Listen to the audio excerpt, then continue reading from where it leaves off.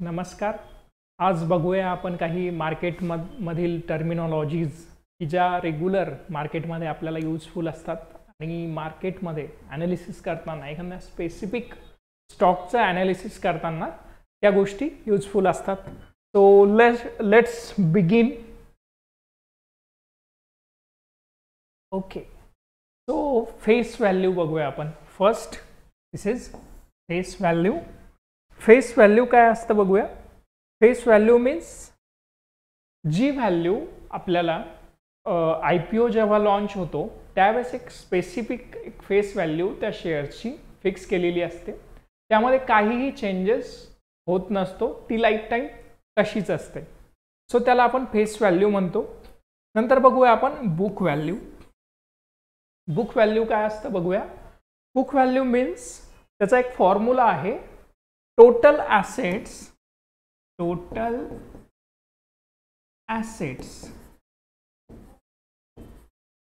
minus liability. Total assets minus liability means काय. जेव्हा overall एखाद्या कंपनीची टोटल ॲसेट्स म्हणजे सर्व मालमत्ता त्यातून मायनस करायचं, जी कंपनीची देणी आहे, जी लायबिलिटीज आहे ती मायनस केल्यानंतर येते बुक व्हॅल्यू. आता बुक व्हॅल्यू म्हणजे नेमकं काय अजून एक एक्सप्लेन करून सांगतो. तो म्हणजे बुक व्हॅल्यू म्हणजे एखाद्या कंपनीने ठरवलं की मला आज कंपनी क्लोज करायची, मला कंपनी बंद करायची. ओके, सो शेअर होल्डरला किती अमाऊंट मिळणार. कंपनी जर आज बंद झाली तर शेअर होल्डरला किती अमाऊंट मिळणार. किती अमाऊंट मिळणार तर टोटल ॲसेट्स काउंट केल्या जाईल कंपनीची, बरोबर. त्यामधून जी कंपनीची देणी आहे ती मायनस होईल, लायबिलिटी त्यातून मायनस होईल. मग टोटल बुक व्हॅल्यू आपल्याला तिथे आपण काढू शकतो. सो सेकंड बघूया टोटल ॲसेट्स. टोटल ॲसेट्स आपण इथे बघितलं. टोटल ॲसेट्स मीन्स जी कंपनीची मालमत्ता आहे, ओव्हरऑल त्यांची रिअल इस्टेट म्हणा, ओव्हरऑल त्यांचा एक इन्फ्रास्ट्रक्चर, ओव्हरऑल त्यांचं अकाउंट, करंट अकाउंटला असलेली अमाऊंट, ओव्हरऑल जेवढे पण त्यांच्या हक्काची मालमत्ता आहे त्याला म्हणतो आपण total assets of the company. आता बघूया आपण third, current market price. Current market price म्हणजे काय तर करंट म्हणजे सध्याची असणारी मार्केट प्राइस. फॉर एक्झाम्पल बघूया आपण करंट मार्केट प्राइस काय असतं. करंट मार्केट प्राइस म्हणजे सध्या मार्केटमध्ये असणारी प्राइस, त्याला म्हणतो आपण करंट मार्केट प्राइस.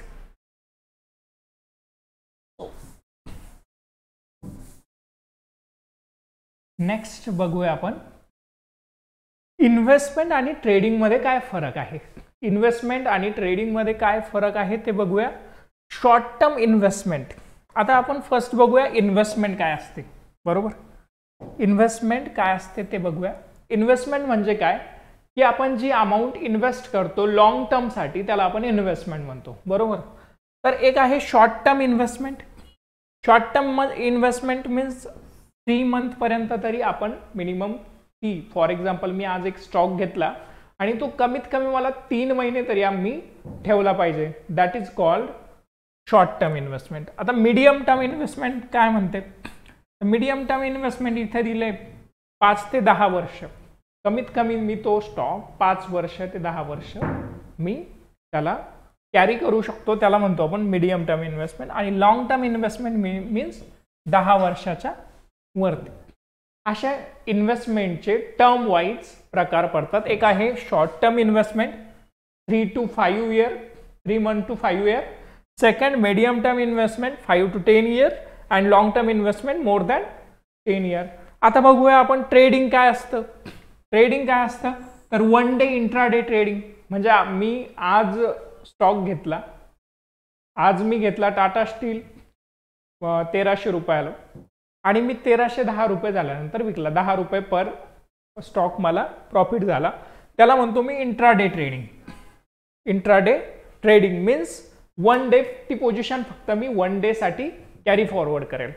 सेकंड आहे स्विंग ट्रेडिंग. स्विंग ट्रेडिंग म्हणजे काय 1 week, only for 1 week. For example मी आज स्टॉक घेतला आणि वीकेंडपर्यंत केव्हाही ती पोझिशन माझं जेव्हा प्रॉफिट बुक होईल किंवा वॉट एव्हर स्टॉप लॉस असो किंवा टार्गेट असो, जेव्हा पण टार्गेट अचीव्ह होईल ती मी एक्झिट करेल. That is called swing trading for 1 week. Second, short term trading. Short term trading काय असतं तर up to 3 month. Short term trading असते अप टू 3 मंथ. याला आपण 3 महिन्यापर्यंत आपण कॅरी फॉरवर्ड केली एखादी पोझिशन तर त्याला म्हणतो आपण शॉर्ट टर्म ट्रेडिंग.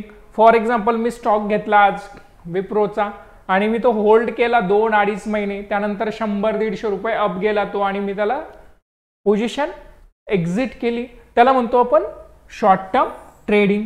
असे ट्रेडिंगचे 3 प्रकार असतात. फर्स्ट इंट्राडे म्हणजे एका दिवसासाठी, स्विंग ट्रेडिंग म्हणजे एका वीकसाठी, आणि third means short term trading that is for maximum 3 month. So हे इथे आपल्याला समजलं इन्व्हेस्टमेंट आणि ट्रेडिंग. आता हे एवढं याच्यासाठी आपण समजून घेतलं की आपल्याला नेमकं कोणत्या पद्धतीने काम करायचं आहे, आपल्याला अवेलेबल वेळ कोणता आहे. आपल्याला अवेलेबल वेळ मीन्स तुम्हाला कोणत्या वेळ मीन्स तुमच्याकडे तुम्ही जॉब करता, ओके, आणि जॉब केल्यावर तुम्हाला अवेलेबल टाइम तुमच्याकडे दिवसभर नसतो, तर तुम्ही इंट्राडे ट्रेडिंग नाही करू शकत, बरोबर. कारण तुमचं इंट्राडे ट्रेडिंग पण होणार नाही, त्याच्यात पण ब्रेकडाऊन येईल आणि रेग्युलर जॉबमध्ये सुद्धा ब्रेकडाऊन येईल. सो स्विंग ट्रेडिंग जे जॉब करतात त्यांना पॉसिबल आहे. इन्व्हेस्टमेंट तर सर्वांनाच पॉसिबल आहे. That is always best. Investment is always best. Next आपण पुढे शिकणारच आहोत इन्व्हेस्टमेंटसाठी कोणकोणत्या गोष्टी लक्षात घ्यायच्या. नेक्स्ट, ज्या लोकांना डेली वेळ नसतो त्यांनी mostly short term trading and swing trading, intraday trading कधीच करू नये. ज्यांना जॉब किंवा जे लोक रेग्युलर कामामध्ये त्यांच्या बिझनेसमध्ये त्यांच्या नोकरीमध्ये व्यस्त असतात त्यांनी कधीही इंट्राडे ट्रेडिंग करू नये. तो नेक्स्ट बघूया आपण.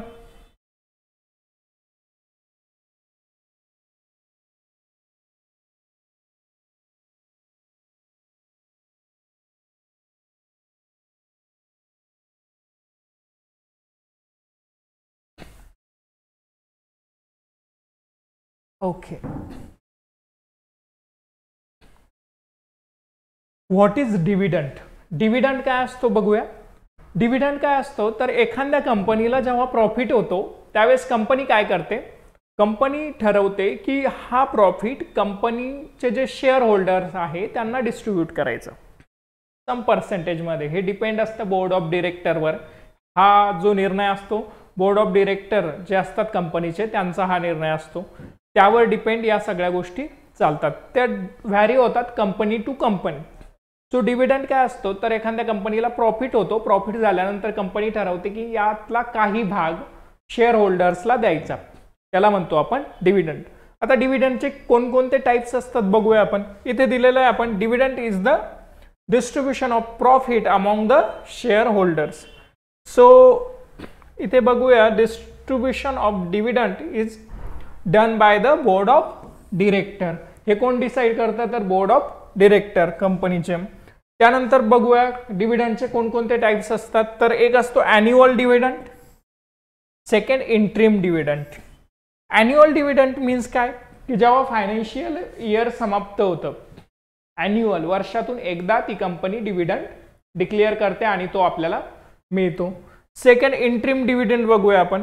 इंट्रीम डिव्हिडंड काय असतो की क्वार्टरली, 3 मंथ यामध्ये जेव्हा पण क्वार्टरली रिझल्ट लागतो कंपनीचा त्यावेळेस कंपनीला समजलं की आपल्याला कंपनीला एवढं प्रॉफिट झालं आणि त्यातून डिव्हिडंड डिक्लेअर करायचा आहे, that is called interim dividend. Interim dividend हा 3 मंथ, 6 मंथ या वाईज दिला जातो. ओके, सो नेक्स्ट बघूया आपण.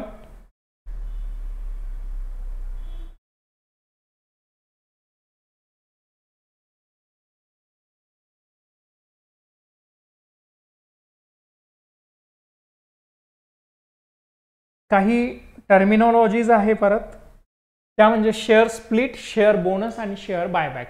शेअर स्प्लिट काय असतं, शेअर बोनस काय असतो आणि शेअर बायबॅक काय असतो. फर्स्ट घेऊया आपण शेअर स्प्लिट.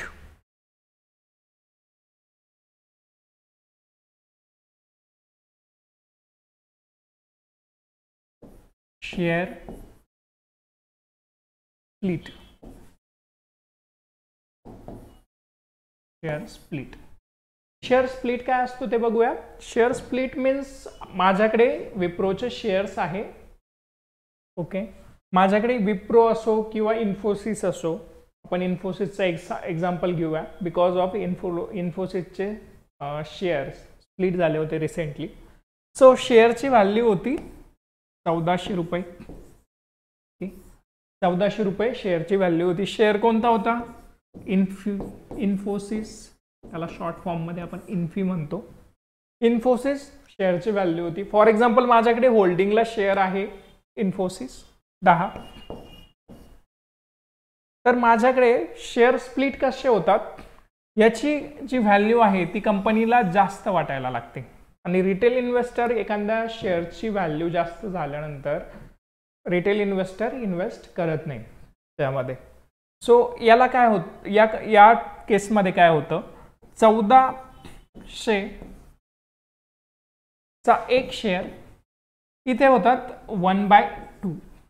एका शेअरचे 2 शेअर. एका शेअरचे 2 शेअर झाल्यानंतर काय होतं,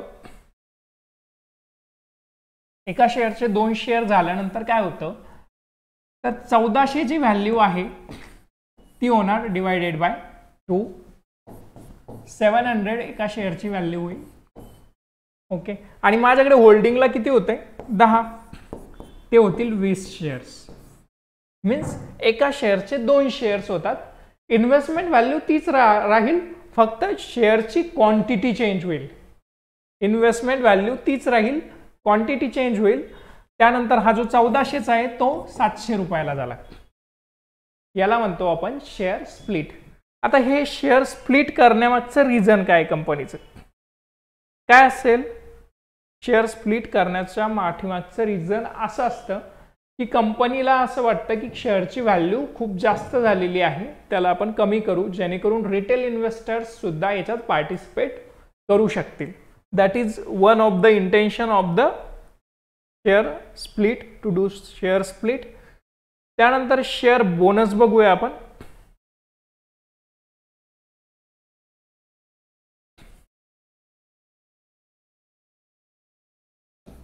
share bonus.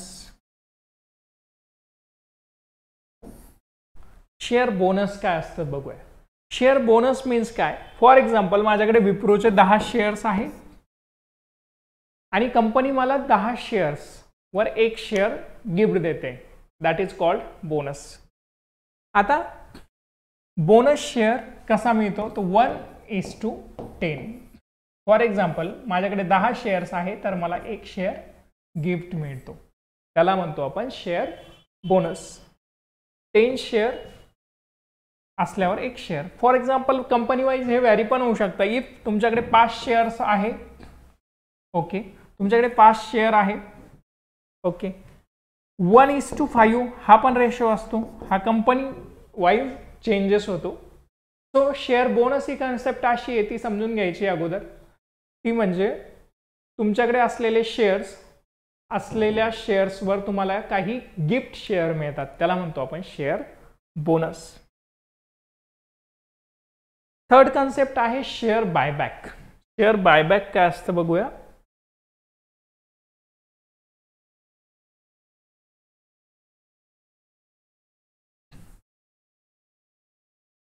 Share buyback. Share buyback काय असतं? शेअर बायबॅक मध्ये काय होतं, कंपनीला वाटतं, कंपनीच्या प्रमोटरला वाटतं, यावेळेस कंपनीच्या प्रमोटरला वाटतं की company is growing now. So कंपनीचे प्रमोटर स्वतःकडे काही शेअर्स घेण्याचं ठरवतात. फॉर एक्झाम्पल रिलायन्स आहे. मुकेश अंबानीला वाटलं की Reliance is growing now, business model strong आहे, ऑल थिंग्स, सो आपला मालकी हक्क जास्त असायला पाहिजे असं मुकेश अंबानीला वाटू शकतं. सो मुकेश अंबानी काय ठरवतात की मी स्वतः कंपनीचे शेअर्स बायबॅक करणार. मीन्स मार्केटमध्ये जे एक्झिस्टिंग शेअर्स आहे ते मी घेणार. 1%, 2%, वॉट एव्हर जी पण अनाउन्समेंट असते बायबॅकची त्यावाईज शेअर बायबॅक करता येतात, त्याला म्हणतो आपण शेअर बायबॅक. सो या ठिकाणी बघूया, तिन्ही कन्सेप्ट आपल्या क्लिअर झाल्या असतील. फर्स्ट आहे शेअर स्प्लिट. शेअर स्प्लिट म्हणजे काय होतं? शेअर स्प्लिट म्हणजे एका शेअर्सचे 2 शेअर्स होतात, व्हॅल्यू तीच राहते, इन्व्हेस्टमेंट व्हॅल्यू, फक्त शेअर्सची क्वांटिटी वाढते आणि 1/2 झाल्यानंतर फॉर एक्झाम्पल 1400चा शेअर आहे ते डिवायडेड बाय 2 मीन्स 700 प्राइस होणार. ॲक्च्युअल आपली इन्व्हेस्टमेंट व्हॅल्यू तीच राहते. सेकंड बघूया शेअर बोनस. कंपनीकडून आपल्याला गिफ्ट मिळतो त्याला म्हणतो आपण share bonus. Third share buyback. जेव्हा कंपनीचे प्रमोटर स्वतः शेअर घेतात त्याला म्हणतो आपण शेअर बायबॅक. नेक्स्ट बघूया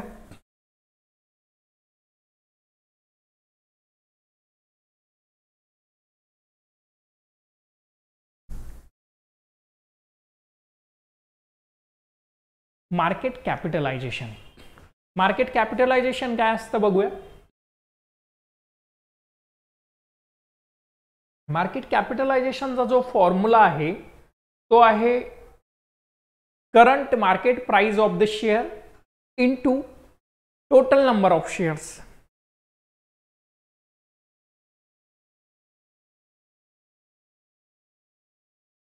करंट CMP ज्याला म्हणतो आपण, बघितलं सुरुवातीच्या स्लाइडमध्ये CMP, करंट मार्केट प्राइस म्हणजे रिलायन्सची आजची जी प्राइस चालू आहे ती current market price into total number of shares. Total number of shares.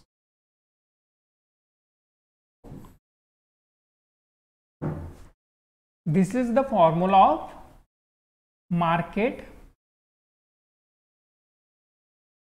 capitalization.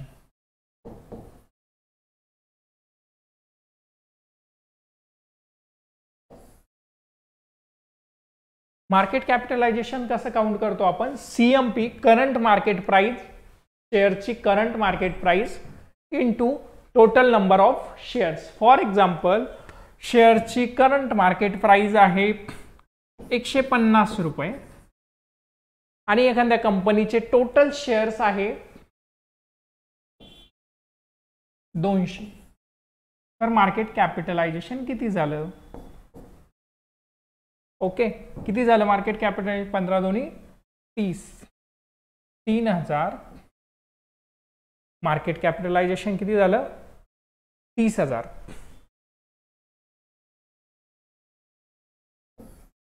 या वाईज आपण मार्केट कॅप काउंट करतो. सो आपण प्रॅक्टिकल एक्झाम्पल बघूया.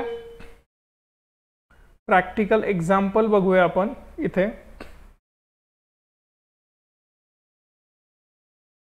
आपण मार्केट कॅपिटलायझेशन लाईव्ह चेक करूया. मनी कंट्रोल वर जाऊ आपण. इथे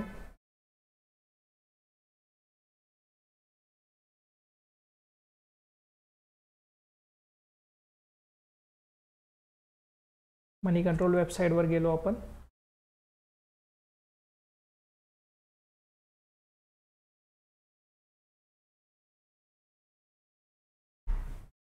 मनी कंट्रोल वर गेल्यानंतर आपण इथे रिलायन्स सर्च करूया.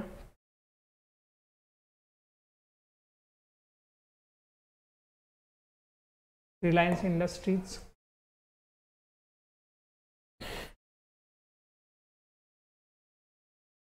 रिलायन्स इंडस्ट्रीज आपण इथे सर्च केलं. करंट मार्केट प्राइस दिसत असेल तुम्हाला 2380 ही आहे current market price. Current market price आपल्याला into total number of share market capitalization. इथे सगळ्या फंडामेंटल टर्म्स आहे ज्या आपण काही शिकलो आता आणि काही पुढे शिकणार आहोत. बुक व्हॅल्यू आपण शिकलो या स्लाइडमध्ये. बुक व्हॅल्यू किती आहे? 1239 रुपये.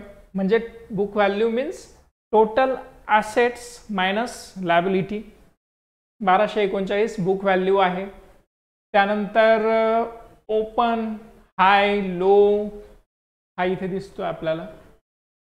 EPS आणि PE आपण नेक्स्ट बघणार आहोत. सो इथे मार्केट कॅप सर्वांना दिसत असेल. मार्केट कॅपिटलायझेशन किती आहे?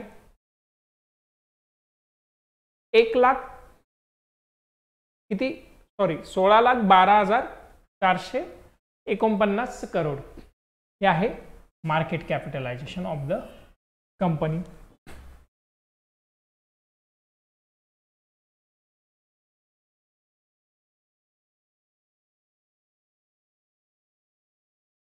हे आहे market cap. This is the market cap of the company. 16,12,600. प्रत्येक सेकंदाला मार्केट कॅप चेंज होतोय. ओके, काय रिझन असेल मार्केट कॅप चेंज होतोय त्याच्या पाठीमागे? तर रिझन असं आहे की जी कंपनीची करंट मार्केट प्राइस आहे, ओके, करंट मार्केट प्राइस जी आहे, करंट मार्केट प्राइस सुद्धा एव्हरी सेकंड चेंज होते. करंट मार्केट प्राइस सुद्धा एव्हरी सेकंड चेंज होते. त्याच्यामुळे मार्केट कॅपिटलायझेशन सुद्धा एव्हरी सेकंड चेंज होतं.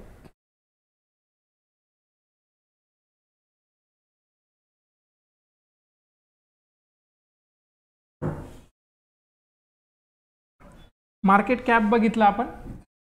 नेक्स्ट बघूया काही टर्म्स.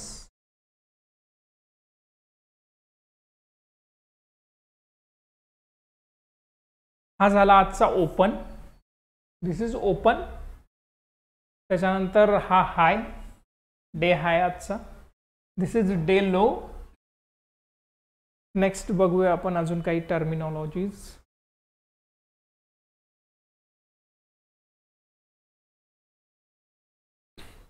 हा इथे चार्ट आहे, ॲडव्हान्स चार्ट सुद्धा आपण याच्यावर बघू शकतो.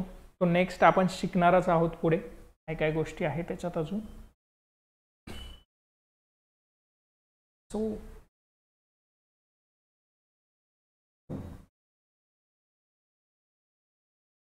हा आहे मार्केट कॅपिटलायझेशन. तो फॉर्म्युला पण आपल्याला कळालेला आहे. सो आता मार्केट कॅपिटलायझेशन मध्ये 3 टाइप्स असतात.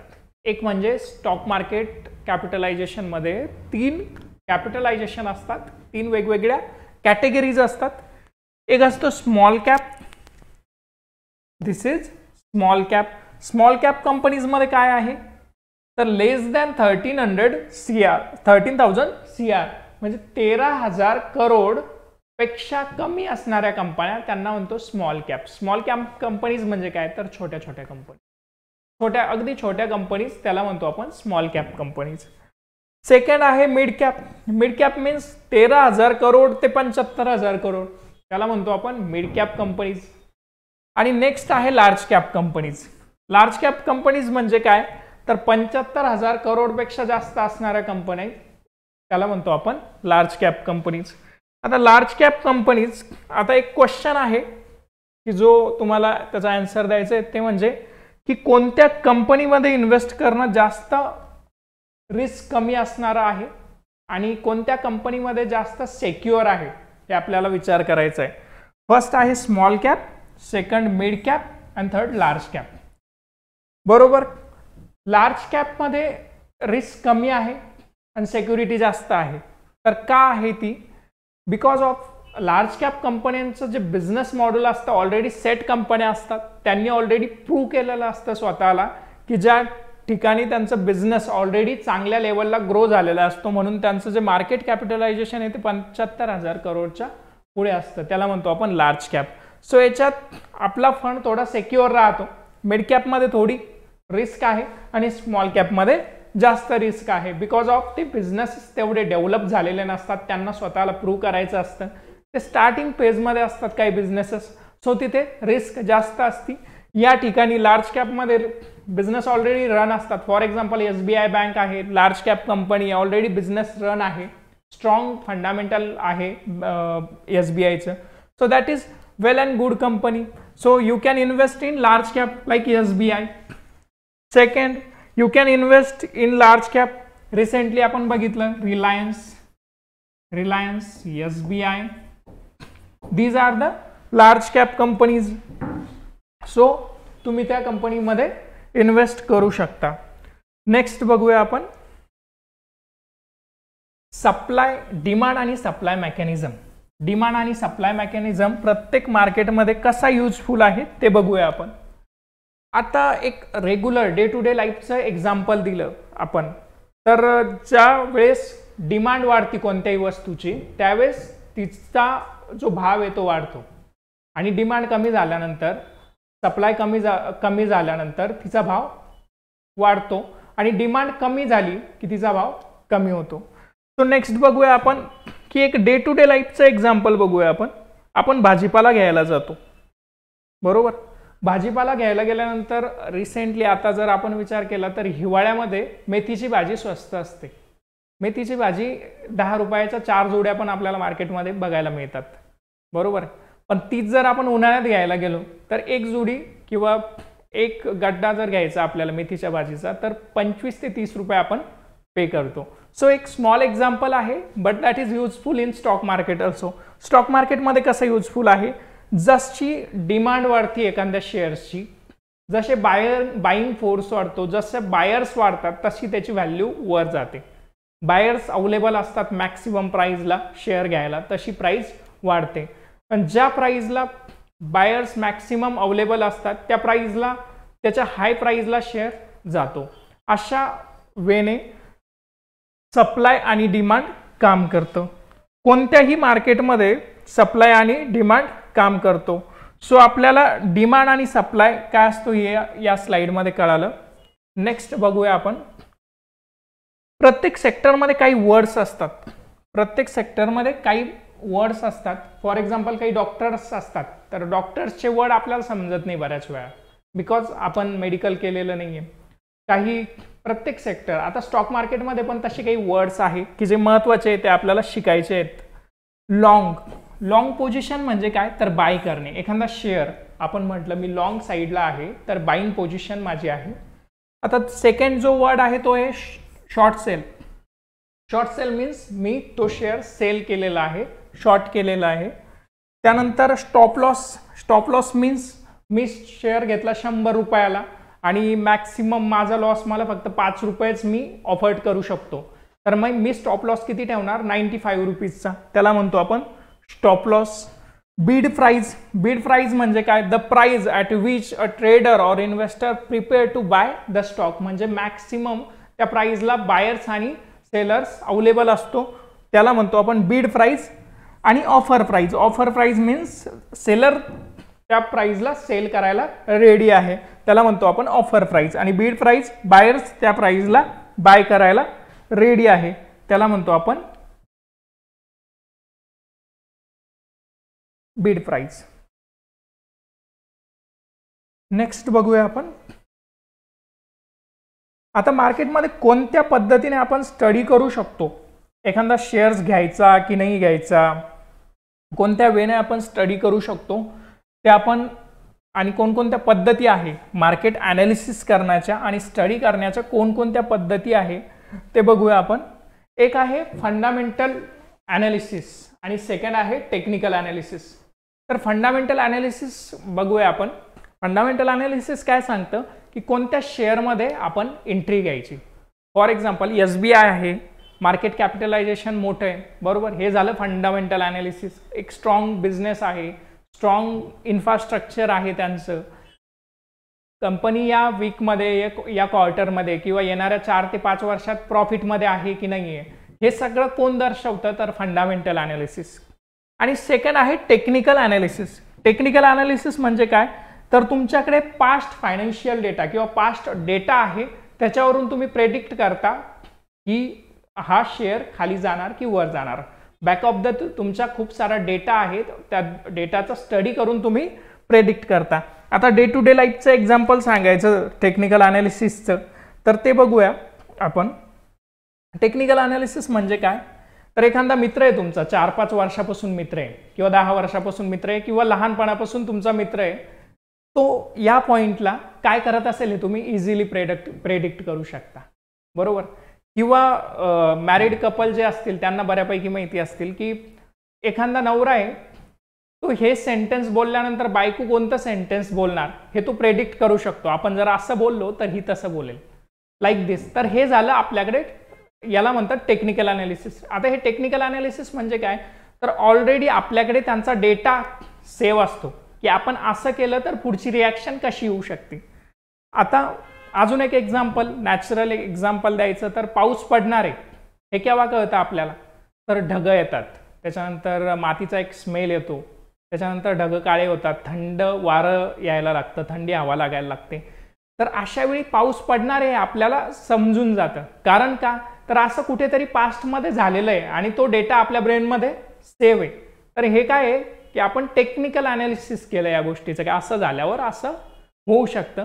तर that is called technical analysis. एखादा मुलगा आहे, 1-2 वर्षाचा मुलगा आहे की ज्याच्याकडे हा डेटा स्टोअर नाही आहे, त्याला माहितीच नाही असं झाल्यावर पाऊस येतो, तर तो नाही प्रेडिक्ट करू शकत, बरोबर.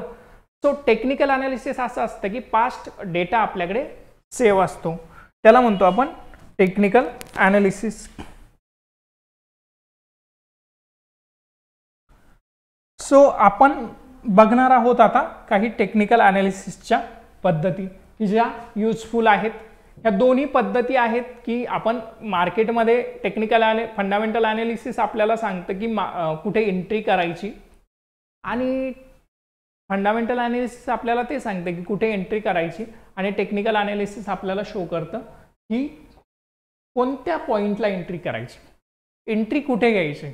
फॉर एक्झाम्पल एखादा स्टॉक आहे, फंडामेंटली खूप स्ट्रॉंग आहे, बट आपण जर त्याच्या अपला एंट्री घेतली, तर अपला म्हणजे टॉपला असताना एंट्री घेतली आणि तिथून डाऊन ट्रेंड जर चालू झाला तर आपण रॉंग ठिकाणी एंट्री घेतो. सो आपल्याला हे दोन्ही अनालिसिस करणं खूप गरजेचं आहे, फंडामेंटल अनालिसिस सुद्धा आणि टेक्निकल अनालिसिस सुद्धा. सो आपल्याला या दोन्ही अनालिसिसचं स्टडी करणं खूप गरजेचं आहे.